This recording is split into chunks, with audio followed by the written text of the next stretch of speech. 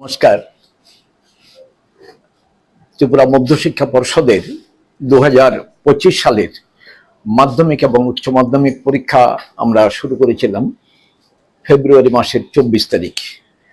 আজকে ঘটনাক্রমে আজকেও 24 তারিখ, তবে 24 জুলাই পরীক্ষা গ্রহণ করা থেকে একেবারে কমপ্লিট রেজাল্ট পাবলিশ করা অবধি একটা লং প্রসেস, বেশ সময় লাগে। পরীক্ষার পরে আমরা রেজাল্ট আউট করি, তারপরে সেলফ ইন্সপেকশন থাকে, খাতা রিভিউ থাকে, তারপর ওই আগের যেটা আমরা বলতাম কম্পার্টমেন্টাল পরীক্ষা, এখনই বলা হচ্ছে বছর বাঁচাও, সেই পরীক্ষা গ্রহণ করতে হয়, পরীক্ষার রেজাল্ট আউট করতে হয়। তো আজকে আমরা পুরো এক্সামিনেশন যে প্রসেসটা, এটারই পুরো শেষ হচ্ছে আজকে।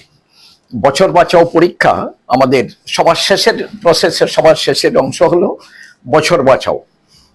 বছর বাঁচাওর পরীক্ষা আমাদের হয়ে গেছে, আজকে এর রেজাল্ট যেটা আউট। বছর বাঁচাও পরীক্ষাতে আমাদের ত্রিপুরা মধ্যশিক্ষা পর্ষদে পরীক্ষা বছর বাঁচাও দিতে পারে দুটো বিষয়ে ফেল করলে পরীক্ষায় বসতে পারে। এমন আমাদের এখানে দু বিষয়ে ফেল করা, টোটাল হায়ার সেকেন্ডারি পরীক্ষায় টোটাল নাম্বার অফ স্টুডেন্টস ছিল 2995 জন, 2995. They are eligible to appear the examination in +2 stage. কিন্তু সবাই পরীক্ষা দেয়নি, পরীক্ষা দিয়েছিল 2710 জন উচ্চ মাধ্যমিক পরীক্ষা। তার মধ্যে পাশ করেছে 1919 জন আর ফেল করেছে 791 জন। অর্থাৎ বছর বাঁচাও পরীক্ষা যা দিয়েছিল এদের মধ্যে 70.81% 12 পরীক্ষায় পাশ করেছে। আর বছর বাঁচাও মাধ্যমিক যে পরীক্ষা, সেটাতে এলিজিবল ছিল, পরীক্ষায় বসার যোগ্য ছিল 3155 জন।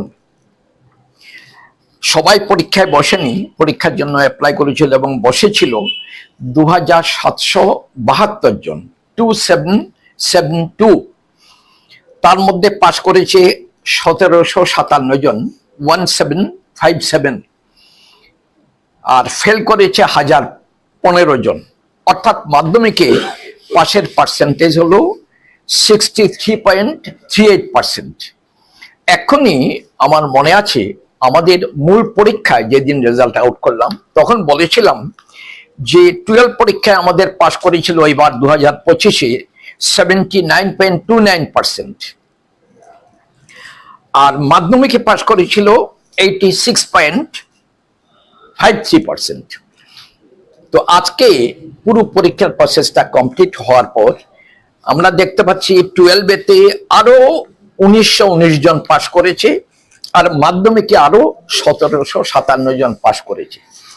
যার ফলেতে টোটাল যেটা আমাদের, একটু পরে আমি অনুরোধ করবো আমাদের বোর্ডের সচিব মশাই, উনি বলবেন আর একটু ক্যালকুলেশন করে, যেটা মূল রেজাল্ট আমাদের 12-এ পাস করেছিল 79.29%, সেটা একটু পার্সেন্টেজ বেড়ে যাবে।